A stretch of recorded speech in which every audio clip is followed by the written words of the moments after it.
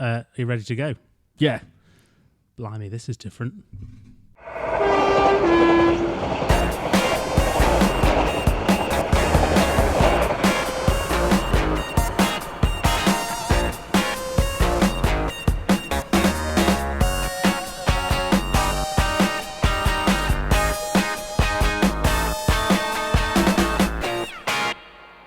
So hello and welcome to Junctions and Stuff, the brand new model railway podcast, hosted by myself, Richard Watson, and Adam Ely from RailStuff.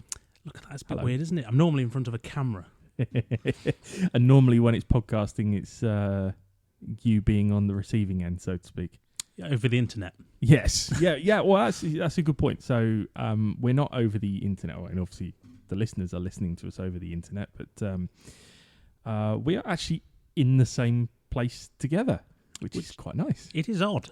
I mean, we've turned what is New Junction into a radio studio. There's lots of nice equipment you've brought along. Well, it's feeling a bit real. A lot of cobbled together equipment, yes, but I'm sat in a nice comfy chair. How's your chair? Yeah, you're in a nice first class Mark IV coach seat, which I thought was some seats out of a camper van, and I'm on a stool that was left behind when the previous owner of this unit left. That tells you how comfortable it is. I did, yeah, so much so they left it behind, yeah. Yeah, I did say I could bring another chair with me, but you said you had one, so... Well, you're sat in it. Yeah. Well, maybe next time I'll bring some more chairage. So I suppose we should tell the good listeners at home, if there is anyone listening, what is Junctions and Stuff. Yeah, thank you for saving me from the fact that I couldn't remember the word chair. Carry on. Someone's got to carry you. Yeah, I wouldn't try.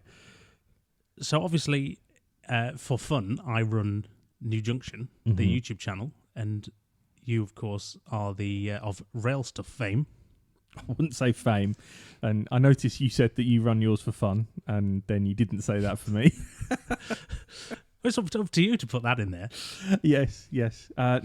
So I'm owner of RailStuff.com.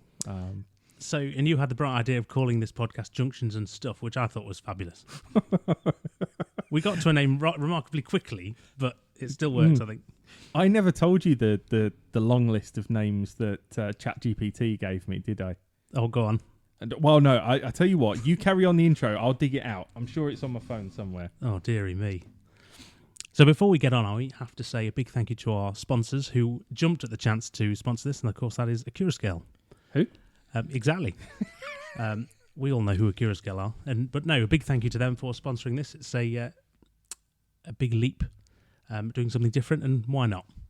Yeah, and fair play to them for taking a leap of faith. I mean, obviously they know you because you work for them, and and stuff. But annoy them is probably I make the teas. Yeah, they don't know me from Adam. But yet seem to have got on board with this. So no, thank you to Accurascale, much appreciated. And I suppose we should start by addressing the main question, which is why we're doing a podcast. Yes. And I think for me personally, it was over the last sort of, you could say 6 to 12 months, I've noticed online particularly, there's a real tendency for negative vibes in the hobby, which is fine. People love a good rant. That's great. But I thought it's time for something positive. So glass half full attitude chat. Let's go. Give it a go. See what happens. And do you know what? Just to really point out how much Richard is very much in belief of the positivity side of things. I was suggesting some topics for this, and there were a couple of them that I think your response was, no, we're doing positive. Yeah. It's amazingly easy, isn't it, to fall into the trap? Yeah, it is. And I'm sure there'll be a couple of things that we, maybe pick up on some negative vibes from somewhere, or, bring in some of the counterpoints that there are out there. But in general, I think you and I are pretty positive people anyway about the industry and what it's all about. So hopefully you'll just get our general feeling of love for model railways in the industry. It is a fantastic hobby and definitely one worth celebrating. So here we are. We are, yes. I can't find that list anywhere. I'll find it at some point. So while you're still looking, we should probably address to the good people who we actually are. Yes. So, I mean, you've already said that you're Richard Watson, but who is Richard Watson? So Richard Watson in full reverb. Obviously, I have been running New Junction now for probably 11 to 12 years, the YouTube channel, building my own... Seriously, that long? Yeah. Oh, yeah. For fun, as I said. But no, I've been working in the industry equally as long. I currently work as the digital manager for Scale, shameless plug.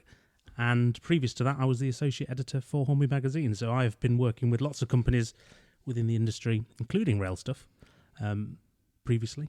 So I feel well positioned to hopefully offer some form of positivity in the way of this chat.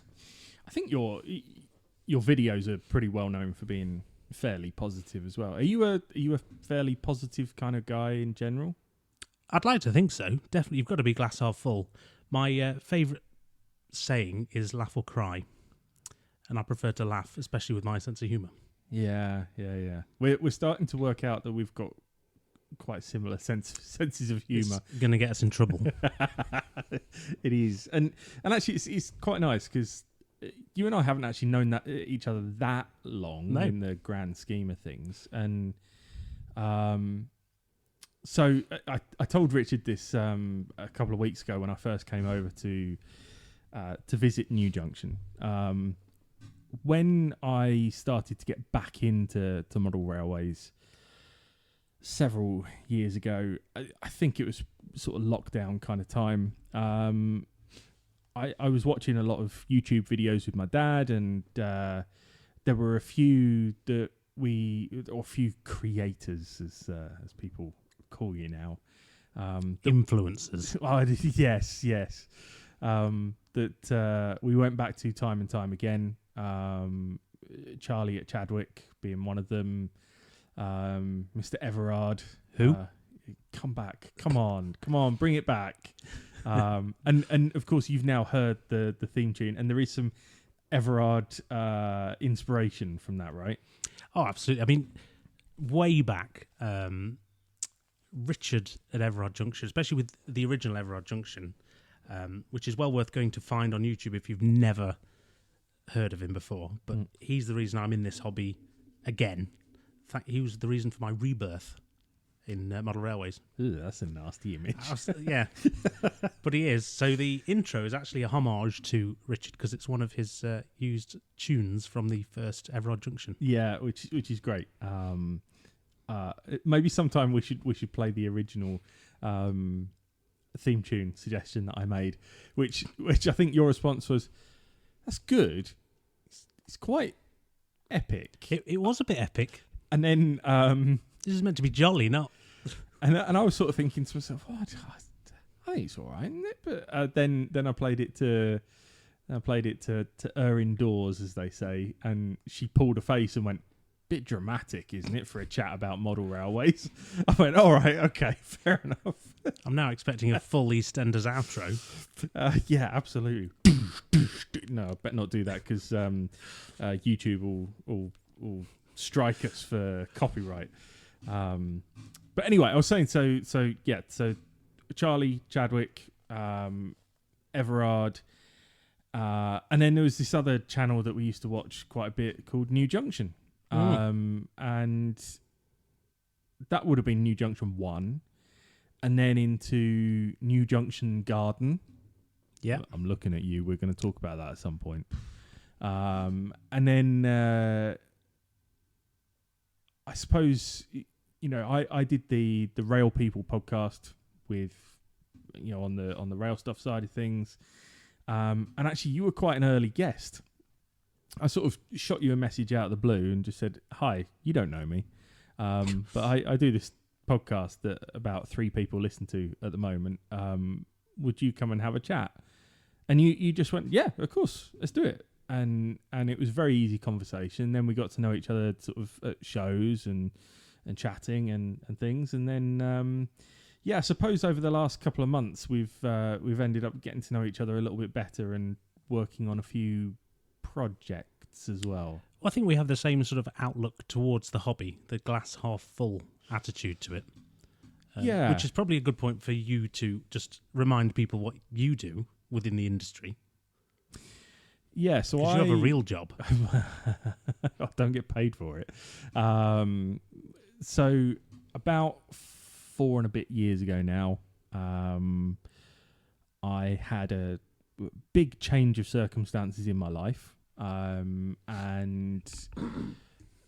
took the decision to set up my own model railway business, which I wasn't in the industry at all. I was a hobbyist. I didn't know anyone in the industry or anything really, but it was born out of a frustration of my passion is for scenics and everything that goes around the track. And my mantra is that the scenery tells the story. So I created RailStuff, which is a business that sells stuff for your railway. Every now and again at shows I hear people say rail stuff, and I say, yeah, it's because I sell stuff, because you can't really narrow things down to pigeonhole what I sell, but if you had to, it would be scenics and accessories, which is stuff really, isn't it? So it is, yeah. I think we've gathered that bit.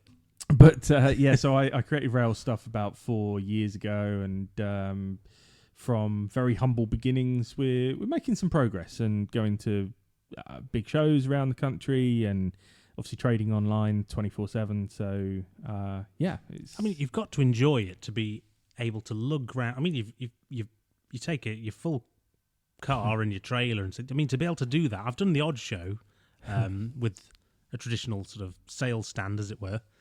And it's not easy, and of course you're doing it on your own, so you really must enjoy it to be able to keep doing it. Yes, I do, and it's August right now, and I haven't had a show since the middle of July, and I haven't got one until the end of September. It's a deliberate decision to, it's always a quieter time of year for me over summer, but. I decided to sort of have summer off, but I'm itching to get back out there. I'm absolutely itching to get back out there. I love the shows. I love what I do. I love finding new products and new brands to work with, and I try not to just sell the same as everyone else. I like to do something a bit different, and bring newer, smaller brands to market, and maybe even work on some projects here and there. Cheeky plug. Well, do you know what? Right, we didn't put this on our list. No, but are we going off script here already? Yes. God, the listeners are in for a treat. Well, especially if you keep hitting that as Yeah. well. That's a great noise. I think we should tell people what we're doing. Why not? Okay, so regular watchers of New Junction would have seen a little while ago that Richard acquired a laser cutter. Make it sound like I stole it. Back of a lorry in a lay-by. Yeah, it's because I lived in Stoke for 10 years. I just make assumptions. No, so I love Stoke, by the way. I was going to say, we've just lost a county. I know, yeah. Well, no, not a whole county, trust me. The rest of Staffordshire doesn't associate themselves with Stoke normally. Anyway, I should probably move on from that. Richard got himself one of these laser cutters and built the Thirsk waiting room. But actually before that, he made these fantastic little coasters and said, I want to sell some of these, but can I do it through your site? And I was like, yeah, absolutely, do it. And then I made a mug, and I'm looking at one. Literally, of them, yeah. That's the first time I've actually seen that. It's That's quite the nice. first one. Yeah, that is mug 001, and it's not broken yet. Well done. It's not been used either. Has it not? No. Well, you haven't got a kettle in here, It's have my you? prop. Actually, is that a hot water tank on the wall that you don't use? Yes, because when I turn the water on, it leaks everywhere. Okay, yeah, don't use it then. Yeah. So there's going to be more tangents in this podcast than anything else. So yeah, so we sold those bits, and then you made the Thirsk waiting room, which I absolutely love, and we sold out of that through the site. And then we just got talking a bit more, and you said, what did you say? I've said a lot of things to you. No. Most of them unrepeatable as well, to be fair. It's family friendly. Yeah. No, I mean, for many of the reasons we'll discuss in this podcast, actually, I found the whole sitting down and creating something for the layout so refreshing and completely new to me. I've got to learn new software, etc. So it's just an excuse to tick multiple boxes. So design things for the layout, and then not only that, obviously they'll feature in a video per se, and then make a handful of them available to the viewers, because a lot of people are watching from the sidelines as well. Yeah. And they want to have bits that I do. Yep. So Richard is making more bits, and I am going to sell his bits. I'm going to sell his stuff on RailStuff. At the same time, I've recently acquired, not stolen, a 3D printer, and I'm starting to make some of my own stuff as well. Not taking on the big boys, just some of the sort of little day-to-day accessories that people may need.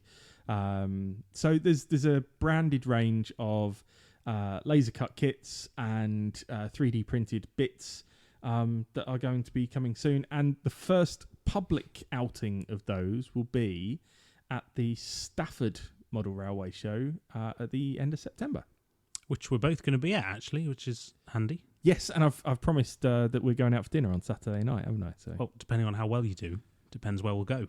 No, it depends whether I'm paying or not. Yeah. Happy meals all round.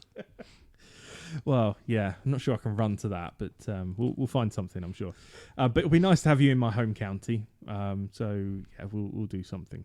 But yeah, so that's the first time we've told anyone publicly, isn't it? Do you feel a weight off? I wish. Yeah, no, it's good. I'm looking forward to it. I've got quite a lot of exciting things happening at the minute, and I'm thrilled that is one of them. So thank you for putting your trust in me. No, well, it's a pleasure. But I mean, I should point out, it's not, in terms of my own aspirations, it's not a case of I want to quit the day job type aspirations. It's just... Are you just clarifying that for our sponsor as well? Yeah, absolutely, yeah, because they might be listening. Yeah. Here's my shovel and I'm digging.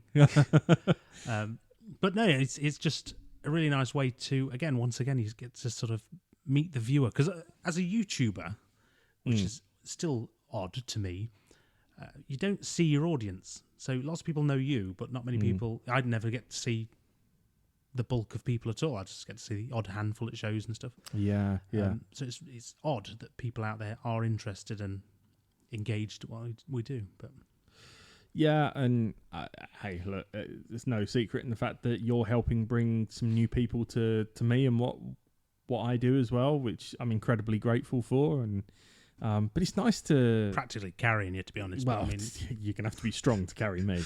But it's as much as anything, it's just nice to have somebody to talk to during the day. There is that. I sit in my little workshop. All by myself, and now I've got somebody pinging me ideas and thoughts and ramblings through the day. You don't always reply to them. Some 2-letter replies, but you know, I can't be bugging you that much yet.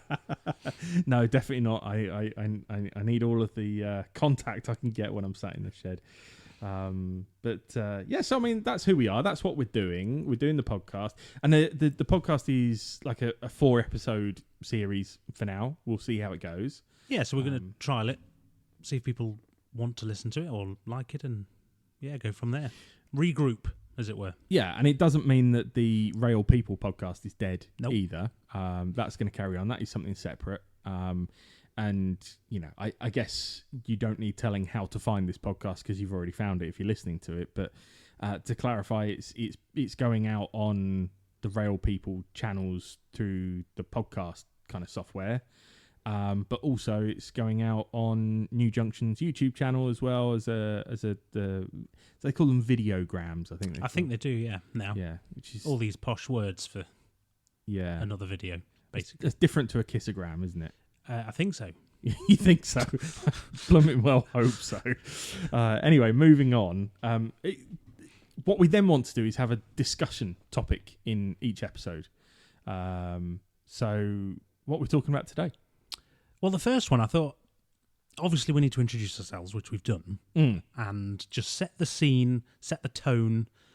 And I thought, what better way could we do that with the first topic of what are the best things about the model railway industry / hobby for people, and what do they really enjoy, things like that. Because it's very easy to be lost in maybe the negatives of things, but no. So we put the question out on the various channels. Yeah. Lots of people have been sending in their opinions and views. Yeah. Which we'll go into shortly. I noticed that one person found a way to turn it into a dig about what manufacturers weren't doing.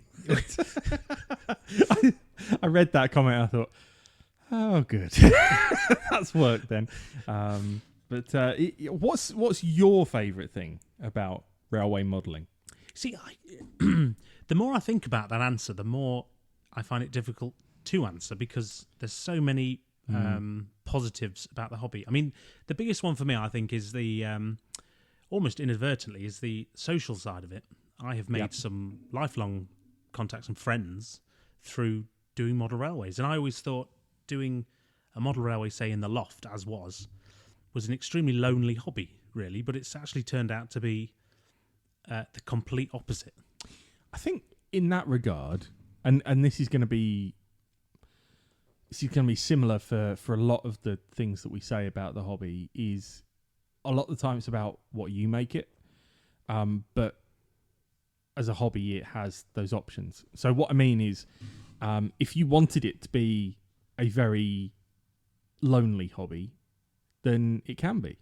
If you want it to be something that is just for you, for your private little world, to do your own thing in your loft, in your shed, in your garage, wherever, then you can do. But there is also a very, very welcoming group of people out there. And whether that is going to a local club, or whether that is going to shows, or whether it is getting involved in the industry of it, yeah, I'm the same. I've made some lifelong friends, I hope. Until I completely... They're not here tonight, I should add. Thanks. Moral support. Until I completely annoy them. But, yeah. Have you ever been a member of a club? I've been to clubs. You're going to throw me under the bus here. I'm giving an honest answer. The clubs I've been to probably weren't for me, but I have been to clubs which I live nowhere near to, which, if I was local, they would be perfect.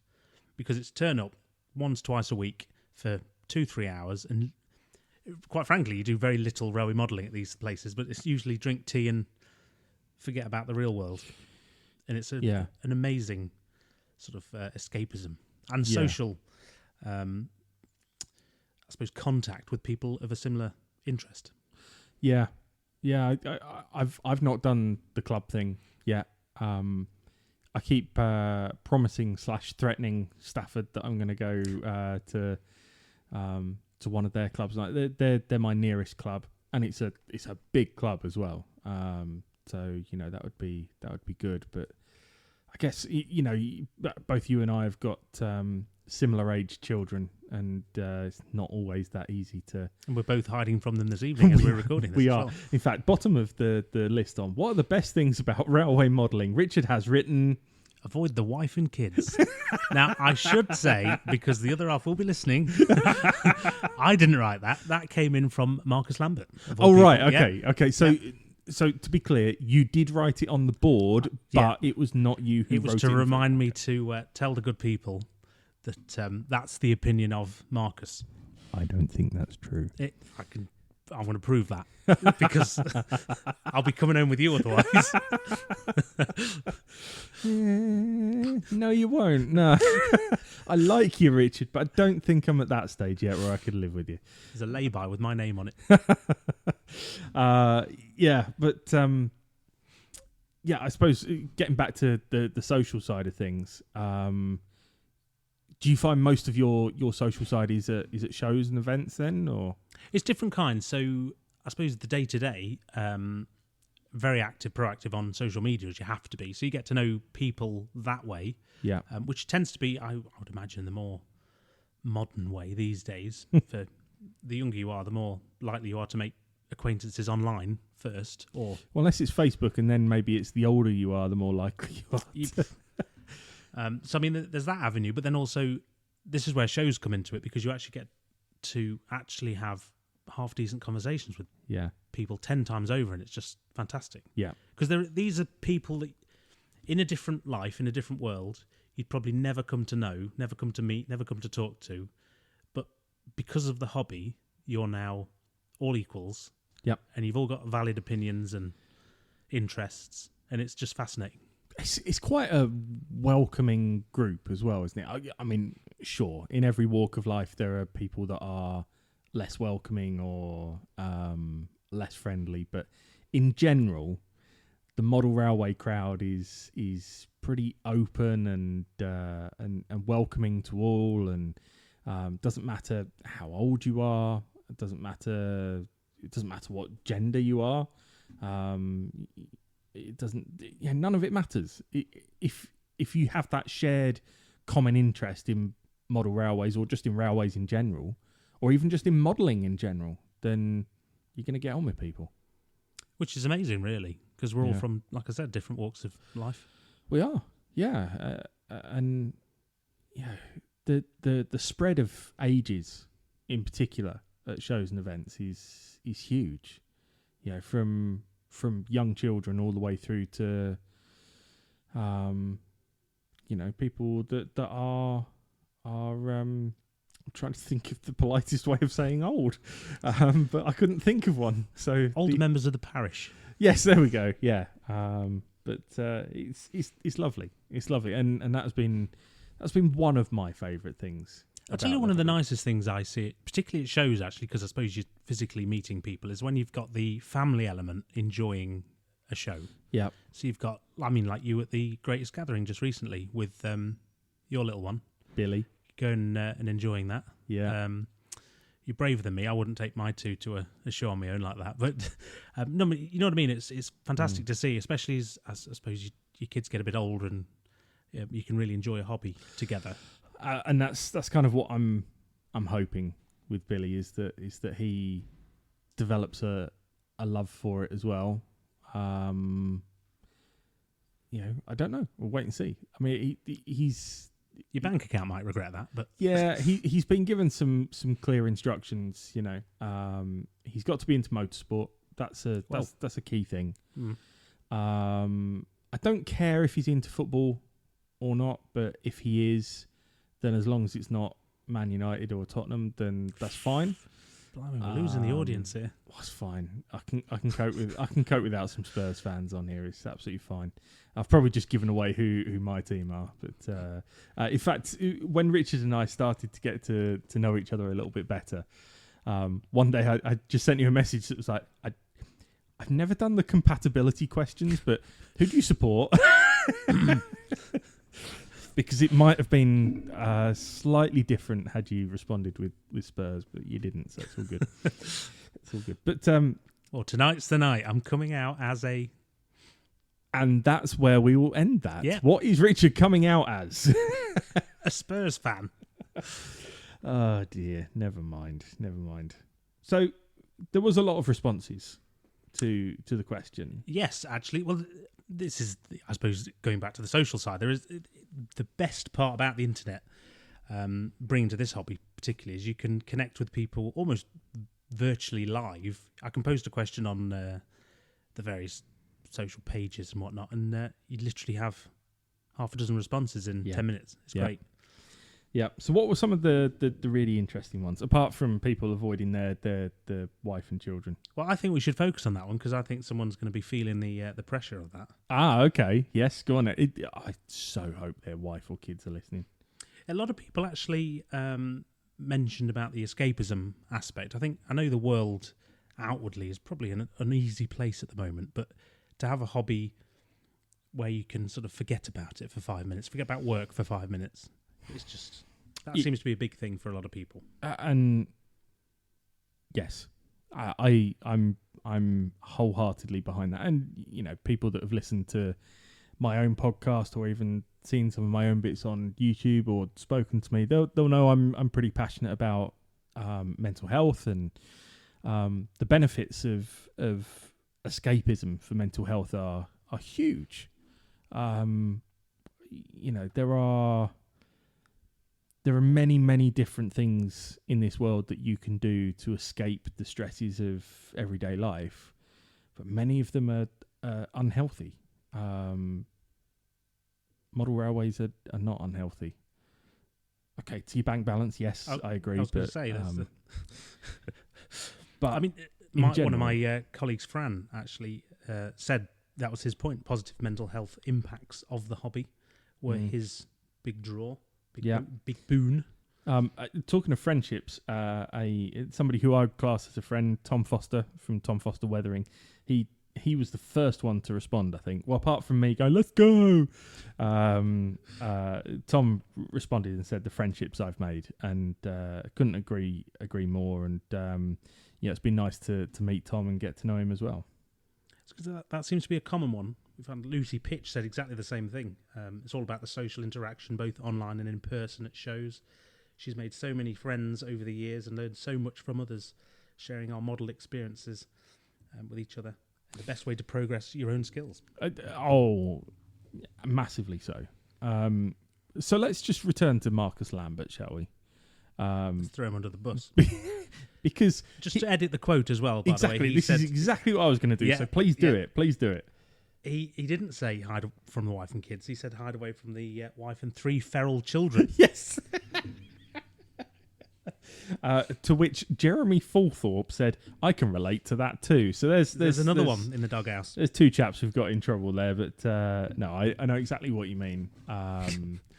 Just that peace for a little bit, and just to sometimes you can go and just sit and stare at it and not even get anything done. I mean, I guess you must come in here to do some work on the layout. And how many times do you just find yourself playing trains? Oh, it's horrible sometimes because the time disappears. You turn a train on, just think I'll just have a run round, and that's it. You lose an hour. I remember. I shouldn't say it's horrible, should I? I should say, it's the best time of my life. It's the best hour of the day. Well, when you realise you've not done anything. It is, but then you go, I came here to do something specific, and you're running out of time. And but it's a bit like so obviously I'm doing this £100 layout challenge on YouTube, and there was a video early on where I actually laid down the first loop of track and ran the loco round for the first time, and I didn't realise until I was doing the edit that I'd let out a bit of a excited kind of noise as I was doing it, and somebody picked up on it in the comments and said that's when you know that you love what you're doing, is when you do something. But they're right, because it was just such a pleasure to suddenly see this thing come to life. But that's where, for me, one of the other things that I love about this hobby is the creativity and being able to tell a story around a layout and coming up with the ideas and the planning and then putting it into practice and just letting your imagination run wild in a way that you can't with so many other things in your life.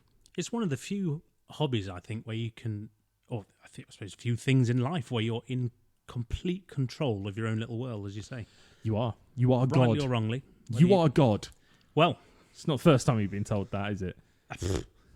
Far from that, I think, but you've not seen the state of the layout. I have. It's just there. Yeah. And it is surreal. I said this last time I came here. It's, having watched you bring this together on YouTube for so long, it's kind of weird being in the presence of New Junction. Not being in your presence, that's fine, but being in the presence of the layout is quite weird. But one other thing that's come to the forefront with this is actually the amount of social interaction my dog now gets because of New Junction. I mean, you think I put in all this effort filming my... Lulu's the star of the show. Yeah, she's got her own fan club. She's even got her own emoji, you know. Has she? Yeah, absolutely. I need to see this emoji. Yeah. Oh, you'll have to show me later. Yeah. Yeah. Jonathan Hayes, by the way, and this comes back to something that we were talking about off air, or I say off air, we're not on air, but pre-recording. He said, one of my favourite things about the hobby is when I visit a model shop. I'm a regular customer at Plug Time, Tony's Trains of Rugby, and one of the reasons I travel 20 plus miles rather than use mail order is the conversations I have with fellow modelers sharing hints and tips. There's something lovely about a model shop, isn't there, still?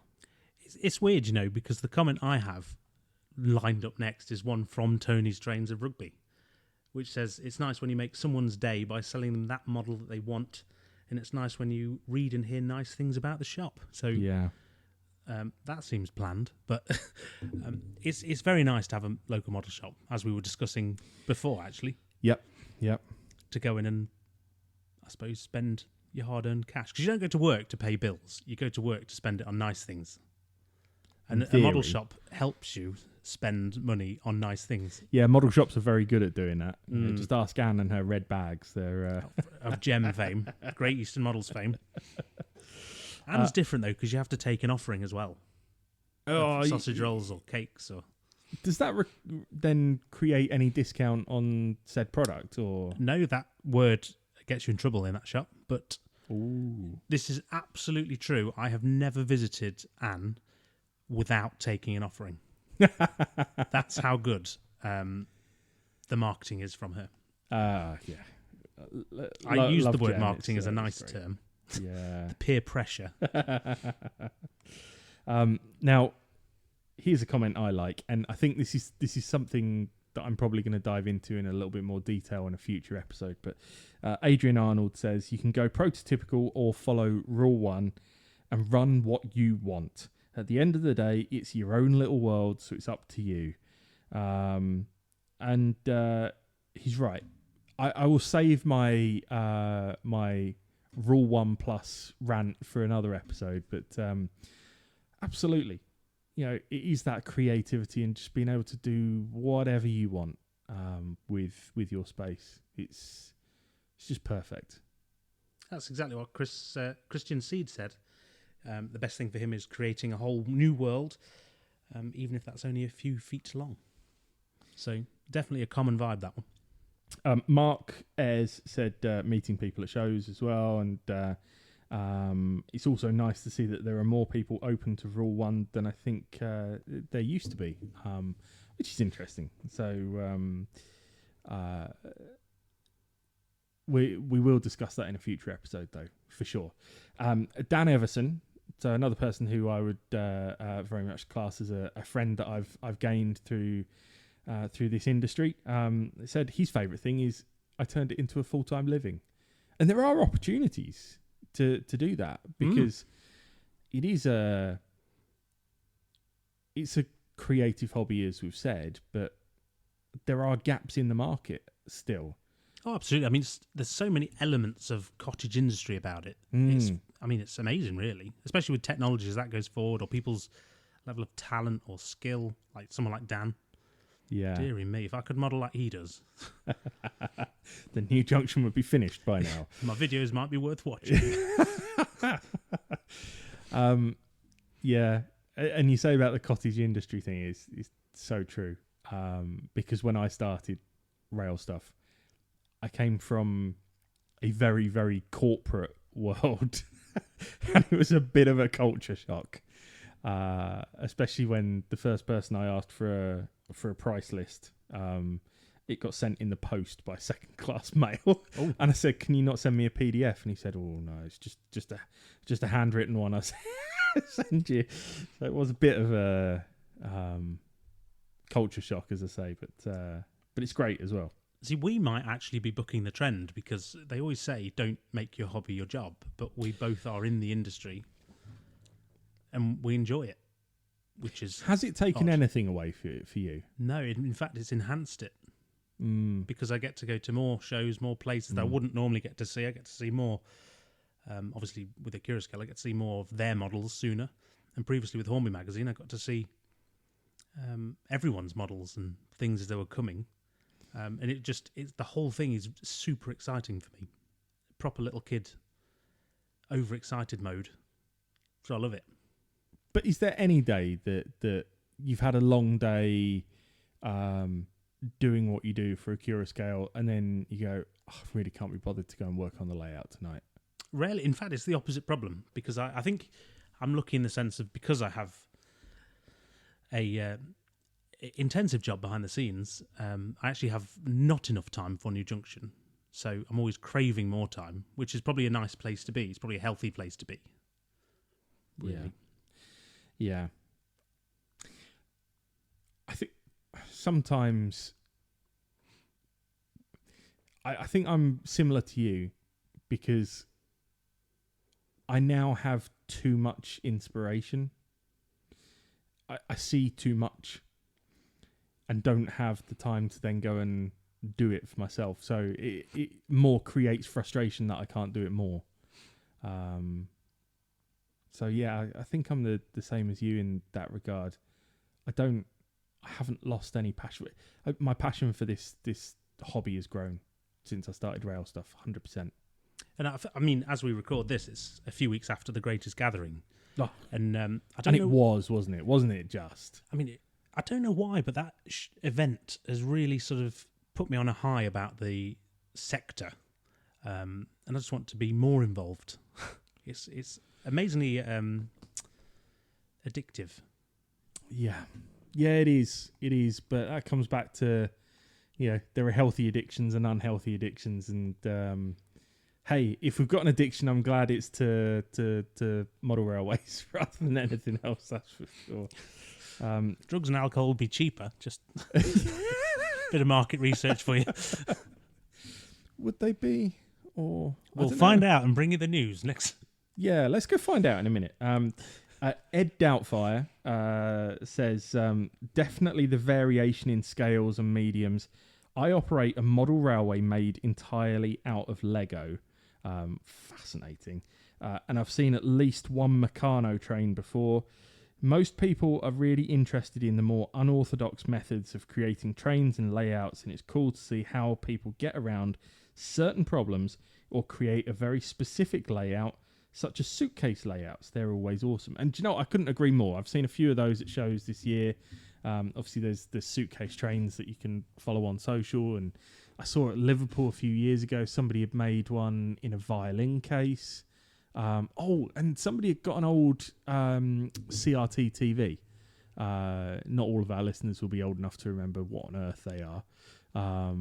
But yeah, an old CRT TV, and they'd taken the tube out and the glass out, and they'd built a layout inside the TV, so it looked like you were watching the layout on TV. It was super cool. It was really cool. There was one recently where I saw a layout inside a whiskey cask. Oh no, is that the barrel? Yeah. Yeah. It's not a whiskey cask. It's a beer barrel, because it's something like a copper barrel or something like that. It's to do with Burton-on-Trent though. And I've seen it a few times. I wonder what is the hobby for him. Is it building the layout or emptying the barrel? Because I'd give both a go. Yeah, although if they're from Burton, they probably make the stuff to go in the barrel in the first place. That's what Burton's famous for, is its beer. So, God, you're making me thirsty right now. For reference, it is almost 8 o'clock in the evening, and Adam wants a beer, but he has to drive home later, so he can't have a beer. Yeah, we're not doing that again. No, you'll get me in trouble, you will. I don't want any more calls from custody sergeants. It's interesting. Matty said the hobby helps him relax when he gets time off the farm. Oh, cool. And you think, I would have thought farming's quite relaxing. Oh, is this controversial? I would say farming has got to be probably one of the most stressful jobs out there. They don't get any time off. They don't, Where would they go? Well, it's not They're even... not exactly going to have a weekend break to the countryside, are they? Well, no, but they can't anyway because all of their animals or their crops need feeding and tending to, and you can't just wake up one morning and say, "Oh, I'm not going to feed the pigs today." But I bet that's really. I want to think it's relaxing. Yeah. Do you watch Clarkson's Farm, by the way? I love that program. I'm not always Jeremy Clarkson's number one fan. I do like him, but I'm not always his number one fan. But I love that program. It is, and I think it's done a lot for farming as well. I don't know how we've got onto this subject, but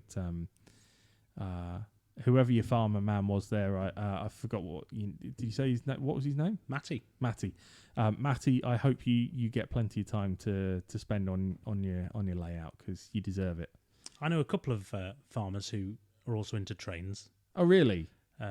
Maybe it's a machinery thing. It might be.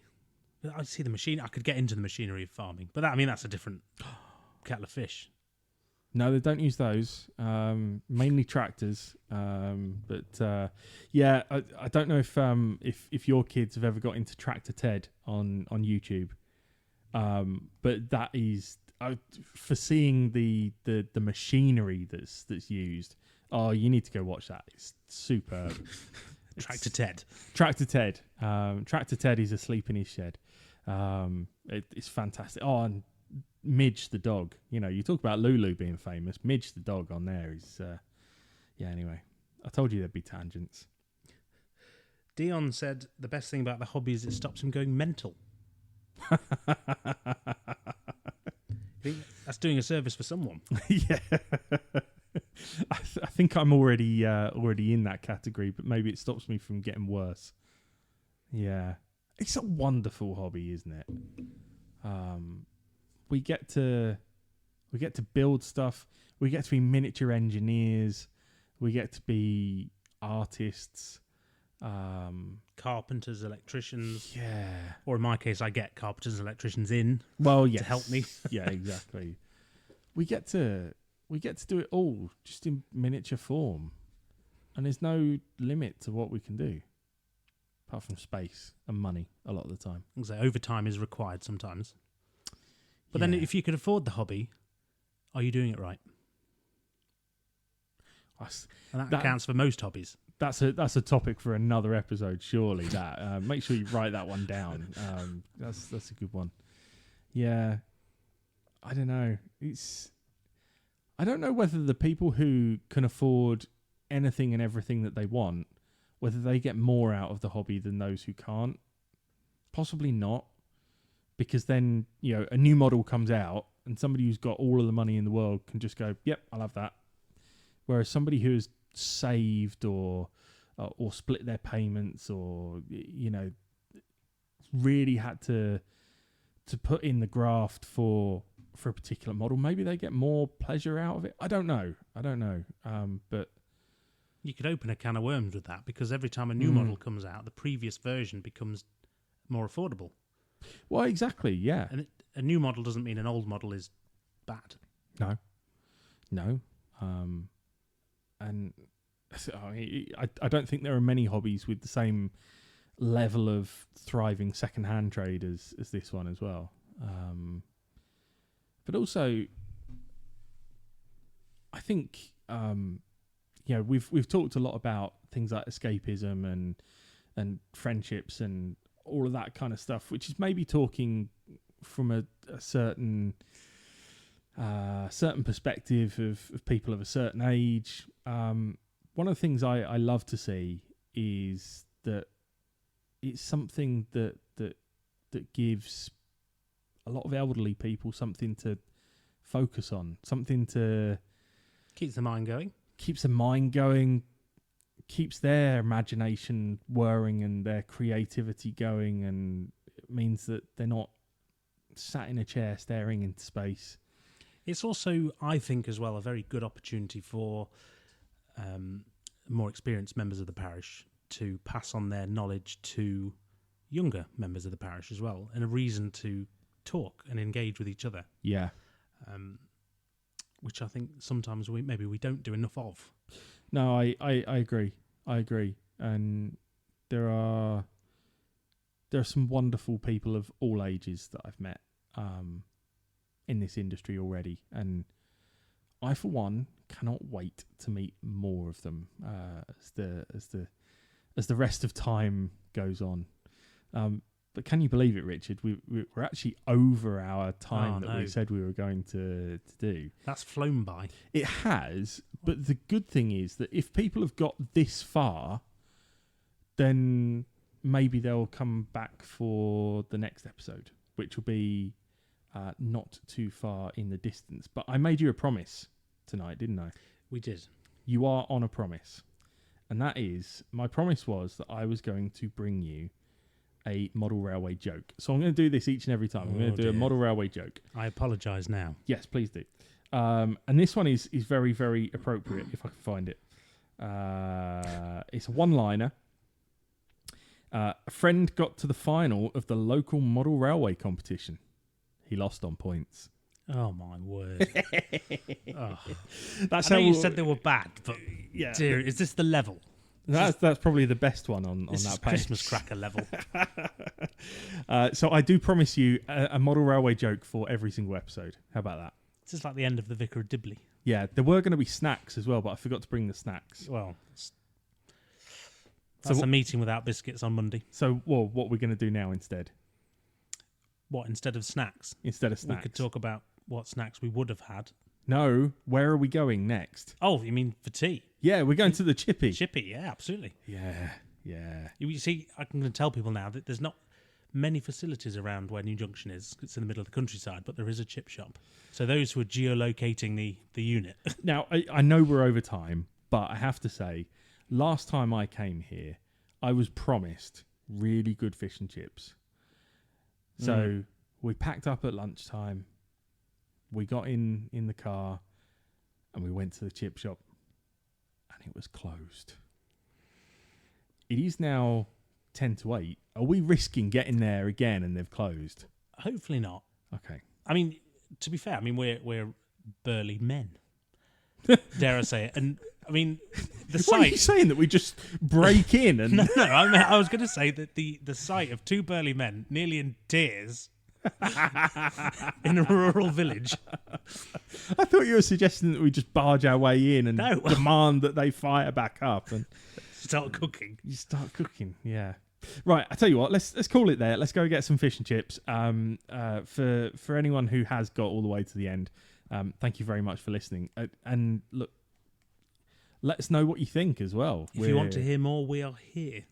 We are. There is going to be more because we're going to record some more after the fish and chips. So Absolutely. Yeah, absolutely. So And of course, we should say once again, big thank you to our sponsor, Curascale, for backing this positive message. absolutely. Dare I say it? Backing this positive message. I was thinking that sounded a bit corny, but it worked. It did, yeah. And let's face it, if the level that we're setting is the joke that I just told, then a bit of corn is fine. So literally, thank you for that sponsorship, because I mean it's over.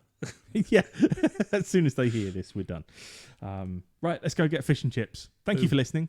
We'll see you next time.